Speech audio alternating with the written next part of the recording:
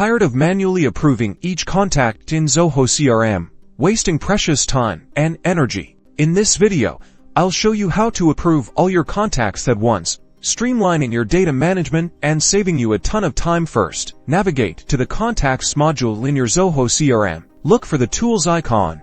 It's usually located near the top right corner of the module, resembling a wrench or gear. Click on it. In the drop-down menu, you'll find an option labeled Mass Approve. Select this option. A pop-up window will appear, asking you to confirm your action. Read the message carefully to ensure you understand the implications of approving all contacts. Check the box to select all contacts that need approval and hit the Approve button. Zoho CRM will then process your request depending on the number of contacts. This might take a few moments. You'll receive a confirmation message once the process is complete. And that's it.